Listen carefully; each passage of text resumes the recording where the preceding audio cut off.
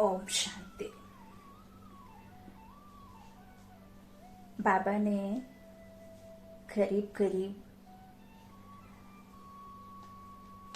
2 से 2.5 साल पहले की मुरली में कहा था, बार बार कहा था। आए दिन की मुरली में यह बात बाबा कहते थे कि आने वाले समय में आप घर से नहीं निकल पाएंगे। ऐसे प्रकृति के द्वारा पेपर के सीन आएंगे। और बाबा ने ये भी कहा था कि जहां जो बैठा है वहीं बैठ कर के रह जाएगा। और बाबा ने ये भी कहा था कि जो माताएं बहनें सारी कपड़े को इकट्ठा करने में लगी हुई हैं वह सब काम में नहीं आएगा। और बाबा ने यह भी कहा था कि इन सब बातों से थोड़ा उपराम रहिए। ये इकट्ठा करने का जो मन में लगा रहता है उससे थोड़ा बाहर आइए, आत्मबल बढ़ाइए, पुरुषार्थ कीजिए।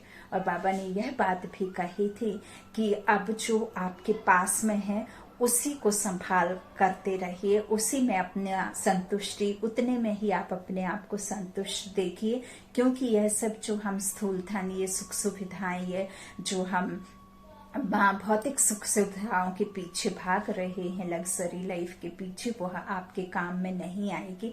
आपके पास में धन कितना भी रहेगा लेकिन वह धन को आप इस्तेमाल करने के वो चाहेंगे भी तो आप अंदर से बिल्कुल एकदम खाली अनुभव करेंगे, महसूस करेंगे, निर्बल महसूस करेंगे, असहाय महसूस करेंगे। आपके पास करोड़ों का धन होते हुए भी आप अंदर से खाली और बाहर से भरे हुए रहेंगे।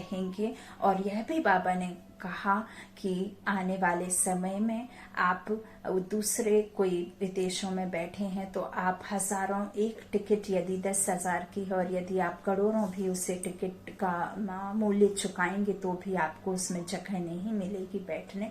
और बाबा ने यह भी कहा है कि एक एक परिवार का एक एक इंसान एक साथ जब इस संसार से जाएगा तो आपको वह सीन देखने का, सहने का और इतना आपके अंदर में आत्मबल से आपको खुद को तैयार करना पड़ेगा कि आप वह सीन देखने के लिए तैयार रह सकें। क्योंकि जब वो सीन, ऐसे ऐसे सीन आएंगी तो जो जा रहा है उसके साथ साथ जो कमजोर दिल वाले होंगे, जिनके अंदर आत्मबल नहीं होगा, सहने की शक्ति नहीं होगी, वह तो अपने आप ही अपना तन छोड़ देंगे क्योंकि आपके अंदर वो बल नहीं होगा। और बाबा ने यह भी कहा कि ऐसे ऐसे होलसेल में ये मौतें होंगी और वो जो होलसेल में मौतें होंगी तो वह फिर प्रेत आत्माएं बन करके इस हर एक पर हावी होंगी। और वह प्रेत आत्माएं फिर इतना डर भर जाएगा आपके अंदर में कि आप बाहर नहीं निकल पाएंगे, बाहर जाने से डरेंगे। क्योंकि वो प्रेत आत्माएं क्यों बनेंगी? क्योंकि उनकी मौत जो होती है होलसेल में, मच्छरों के माफिक जो आत्माएं जाएंगी तो उनको दूसरा शरीर नहीं मिलता, और दूसरा शरीर नहीं मिलता तब तक वो भटकती हैं। क्योंकि उनका तो ऐसा तो नहीं है ना कि वो जो है स्वर्ग में चली जाएंगी। तो इस कारण वो आत्माएं यहाँ ही भटकती रहेंगी और फिर वही आत्माएं जो कहना चाहिए अनप्योर, जो अकाले मृत्यु, जो किसी कारणों से अल्पकाल में, अल्प समय में ही तन छोड़ दिया, तो वह आपके ऊपर हावी होंगी।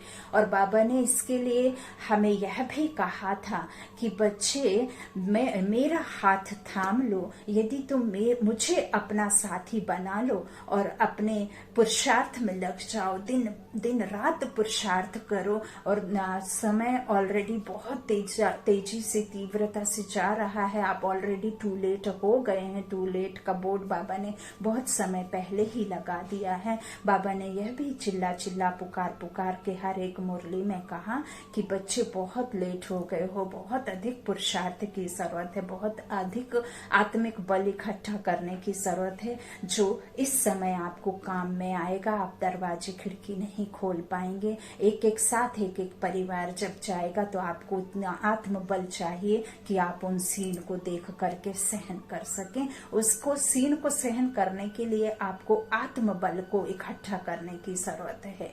ना कि भगवान को दोष देने की। तो भगवान तो हमें बचाने आया है। ये प्रकृति जो हमसे बदले ले रही है वो भगवान का नहीं, बल्कि ईश्वर तो हमें उल्टा बता रहा है कि यह सब होने वाला है, तो आप संभल जाओ, आत्मबल इकट्ठा करो।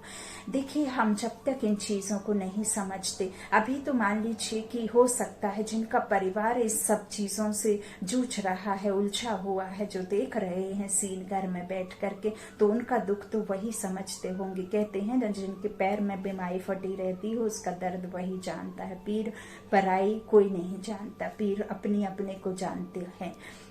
इस तरह से बाबा ने यह भी कहा। अभी तो देखिए हम सीन देख रहे हैं, पड़ोसी के देख रहे हैं, अपने रिश्तेदारों के देख रहे हैं, जाने पहचाने वालों के संबंधियों के साथ ऐसा होते हुए देख रहे हैं। और जिनका उनके साथ में, जिनका परिवार के साथ में हो रहा है, उनका क्या हालत होगी। तो ऐसे समय में अभी तक यदि आपने इस तरह का कुछ नहीं किया है, तो आप उस ऊंची शक्ति का, सर्वोच्च शक्ति का हाथ थाम लीजिए, तो आप आने वाले समय के सारे सीन को सहन कर पाएंगे। देखिए, जाना तो सभी को है, ऐसा नहीं है कोई यहाँ अमर का प्याला पी करके आया हुआ है अमृत, तो वो नहीं जाएगा। सभी की वानप्रस्थावस्था है, सभी को जाना है, लेकिन आप कष्ट में रह करके ना जाएं, आपको तकलीफ ना हो, आप ऐसे जो है कुड़ कुड़ करके सजाओं को खा खा करके ना जाएं। यह परमात्मा चाहता है, यह हमारा भगवान ईश्वर, वह ऊंची सरकार हमें बार बार कह रही है कि मेरा हाथ थाम लो तो तुम्हें कष्ट नहीं होगा, आत्मबल से भरपूर रहो। तो यह सीन आपको एक ड्रामा जैसे दिखेंगी। तो यह आप अभी से, आज से, इसी वक्त से सभी को अपने अपने परिवार में, बच्चों से सबसे इस ज्ञान में, योग में और रहने की बात कहिए। और इस जो कहना चाहिए कि कहते हैं ना कि जब आप मालिक का हाथ थाम लेते हैं तो नौकर बिल्कुल फ्री हो जाता है। और यह ऊंचते ऊंच जो मालिक है, जो विश्व का पालना करने वाला है, सर्वशक्तिमान पिता, तो उसके लिए आप मेरा बाबा, मीठा बाबा, प्यारा बाबा, सच्चा साथी, सबका सहारा, मेरा बाबा, यह आप अनुभव के साथ सदैव याद करते रहिए। सभी को ये मंत्र सिखाइए, सुनाइए। आत्मा समझ करके खुद को निश्चय आत्मा कीजिए और परमात्मा की याद में रहिए और उस ईश्वर का हाथ थाम लीजिए। नहीं तो बहुत बुरे, बहुत ही दुखदायी सीन आने वाले हैं, जो सीन आपको सहन नहीं हो पाएंगे। तो फिर आपको भी तन ऐसे ही तड़प तड़प करके छोड़ना पड़ सकता है। तो यह ना आए ऐसा समय, इसके लिए आप जरूर उसका हाथ थाम लीजिए। ओम शांति, ओम शांति।